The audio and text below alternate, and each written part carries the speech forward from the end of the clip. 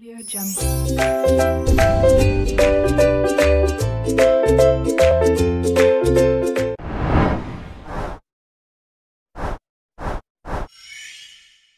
Halo, assalamualaikum warahmatullahi wabarakatuh. Welcome to the English channel. Let me introduce myself. My name is Nurul Hasanah, and you can call me Tahana.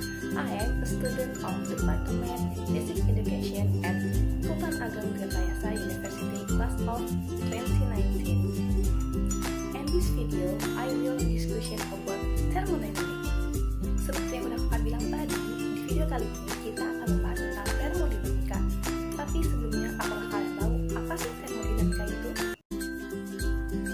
Termodinamika. Nah, apa sih termodinamika itu? Jadi, termodinamika adalah ilmu yang menggambarkan usaha untuk mengubah kalor, perpindahan energi yang disebabkan perbedaan suhu menjadi energi serta sifat-sifat pendukungnya.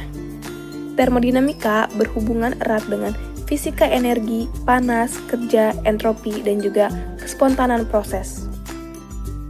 Prinsip-prinsip termodinamika pada ilmu pengetahuan lainnya, seperti gambar di atas, kita dapat melihat bahwa metalurgi, kimia, mesin, reaktor nuklir, biologi, kelautan, dan juga meteorologi merupakan salah satu ilmu pengetahuan lain yang menerapkan prinsip-prinsip termodinamika. Sistem termodinamika adalah bagian dari jagat raya yang diperhitungkan. Sebuah batasan yang nyata atau imajinasi memisahkan sistem dengan jagat raya, yang disebut dengan lingkungan. Klasifikasi sistem termodinamika berdasarkan pada sifat batas sistem lingkungan dan perpindahan materi, kalor, dan juga entropi adalah sistem dan juga lingkungan. Ada 3 jenis sistem berdasarkan jenis pertukaran yang terjadi antara sistem dan juga lingkungan. Yang pertama ada sistem tertutup. Terjadi pertukaran energi, panas, dan kerja, tetapi tidak terjadi pertukaran benda dengan lingkungan. Rumah hijau adalah contoh dari sistem tertutup di mana terjadi pertukaran panas tetapi tidak terjadi pertukaran kerja dengan lingkungan. Apakah suatu sistem terjadi pertukaran panas, kerja, atau keduanya biasanya dipertimbangkan sebagai sifat pembatasnya. Pembatas adiabatik adalah tidak memperbolehkan pertukaran panas, sedangkan pembatas rigid adalah tidak memperbolehkan pertukaran kerja. Yang kedua adalah sistem terisolasi. Tak terjadi pertukaran panas, benda, ataupun kerja dengan lingkungan. Contoh dari sistem terisolasi adalah wadah terisolasi seperti tabung gas terisolasi. Sistem terbuka. Sistem terbuka terjadi pertukaran energi, panas, dan kerja dan benda dengan lingkungannya. Sebuah pembatas memperbolehkan pertukaran benda disebut dengan permeable. Samudra merupakan contoh dari sistem terbuka. Dalam analisa sistem terisolasi, energi yang masuk ke sistem sama dengan energi yang keluar dari sistem. Ketika sistem dalam keadaan seimbang, dalam kondisi yang ditentukan, ini disebut dalam keadaan pasti atau keadaan sistem. Hukum awal atau hukum ke-0 termodinamika yang menyatakan bahwa jika dua buah benda berada dalam kondisi keseimbangan termal dengan benda yang ketiga, maka benda ketiga tersebut berada dalam keseimbangan termal satu dengan yang lainnya. Untuk mengetahui lebih lanjut, mari kita saksikan animasi berikut ini. Apa yang terjadi saat dua benda berbeda suhu didekatkan? Cobalah sediakan sebongkah es dan juga secangkir kopi panas. Jika es dimasukkan ke dalam kopi panas perlahan-lahan, es akan mencair dan bercampur dengan kopi. Pada saat itu, kopi mengalami penurunan suhu.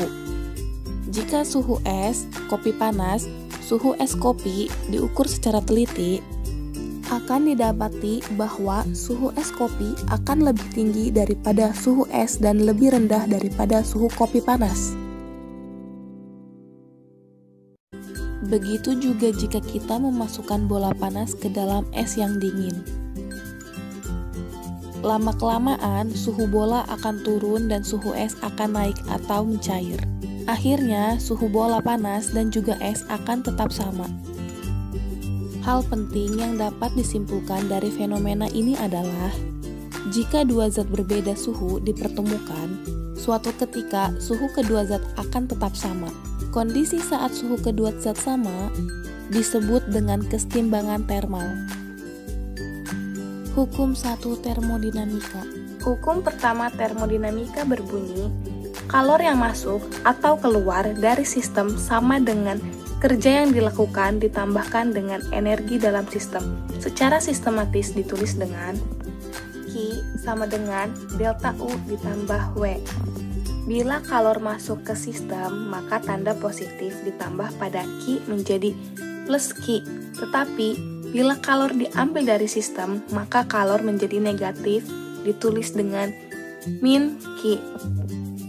Sebaliknya, dengan kerja yang dilakukan oleh sistem atau keluar dari sistem bertanda positif plus W, dan kerja yang diberikan ke sistem bertanda negatif W, atau secara sistematis dapat dituliskan sebagai delta U sama dengan Q dikurangi W. Proses-proses termodinamika. Proses isobarik. Proses isobarik merupakan proses perubahan sistem pada tekanan tetap. Jika sejumlah kalor diberikan kepada sistem dengan tekanan tetap, volumenya akan bertambah seiring pertambahan kalor yang masuk. Yang dimana berarti sistem melakukan usaha. Berdasarkan uraian tersebut, pada proses isobarik berlaku persamaan delta U sama dengan Q dikurangi W. Proses isotermik. Proses isotermik merupakan proses perubahan keadaan sistem pada suhu tetap. Merupakan hukum Boyle. Pada proses ini berlaku persamaan berikut. PV sama dengan konstan, P1V1 sama dengan P2V2.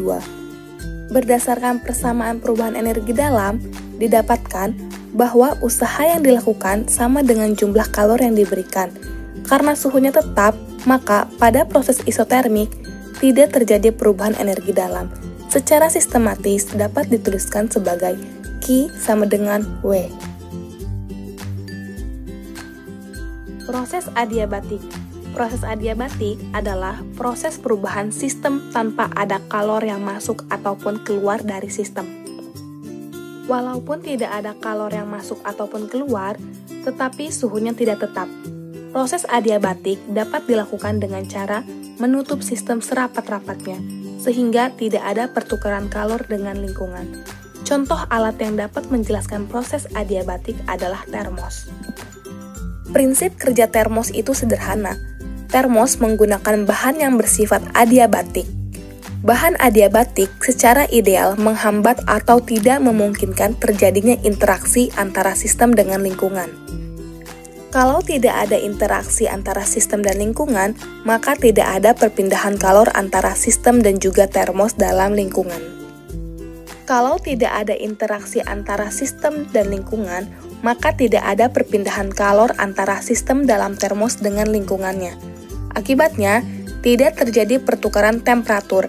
Dengan menggunakan bahan adiabatik ini, termos mampu mempertahankan suhu air yang berada di dalamnya. Air panas yang sudah masuk ke termos tidak akan cepat dingin. Secara sistematis, persamaan proses adiabatik adalah delta U sama dengan negatif W. Proses isohorik. Pada proses isohorik, sistem tidak mengalami perubahan volume walaupun sejumlah kalor memasuki atau keluar sistem. Ini memberikan pengertian bahwa sistem tidak melakukan atau menerima usaha. Dengan kata lain, usaha yang dilakukan sistem atau yang dilakukan lingkungan pada sistem sama dengan 0. Secara sistematis, persamaan proses isohorik dituliskan dengan delta U sama dengan Q. Penerapan dalam kehidupan sehari-hari. Ada banyak penerapan yang dilakukan pada hukum termodinamika dalam kehidupan sehari-hari seperti termos, lalu ada mesin kendaraan bermotor, lemari es, ataupun pendingin ruangan.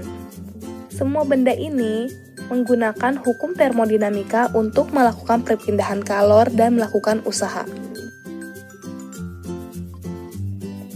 Siklus Carnot merupakan dasar dari mesin ideal, yaitu mesin yang memiliki efisiensi tinggi yang selanjutnya disebut mesin Carnot.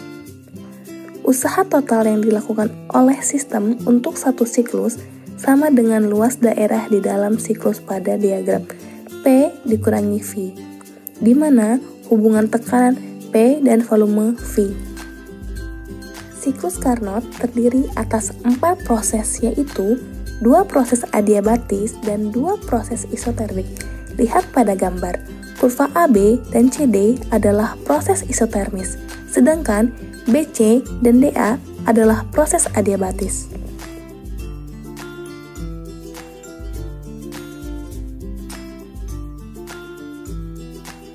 Sejumlah gas ideal mengalami proses isohorik sehingga untuk menjawab masalah ini kita harus mengetahui beberapa proses dalam pengelolaan gas ideal.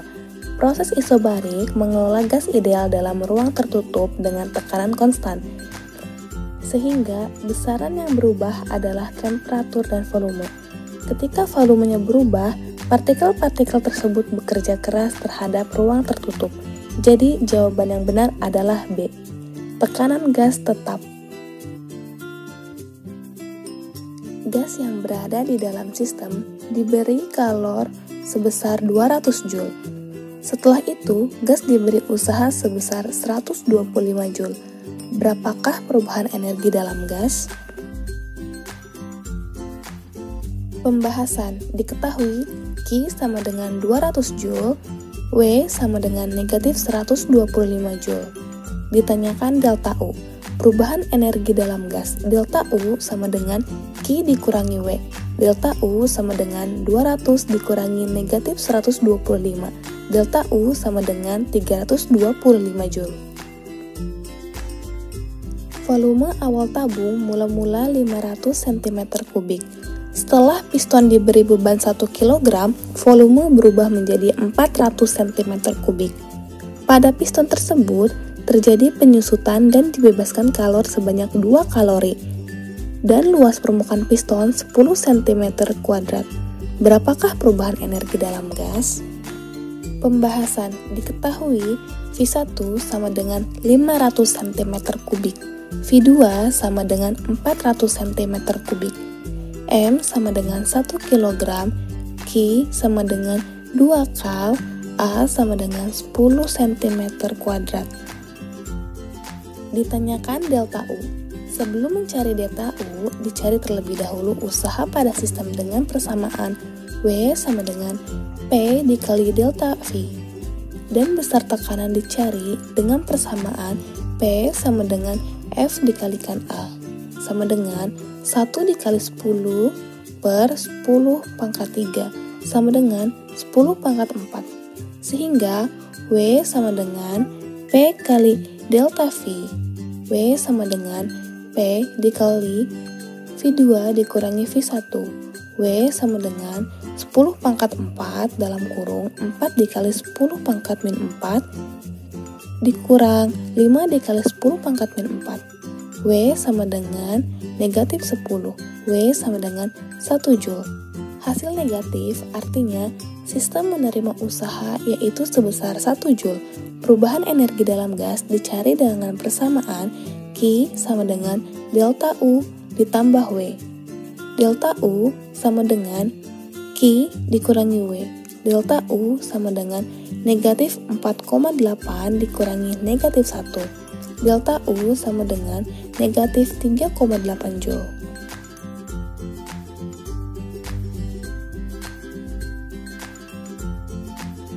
Nah, gimana videonya? Semoga bermanfaat ya. Jangan lupa untuk menyaksikan video part 2 dari Kak Adita Andini setelah video ini. Terima kasih telah menonton. Dadah!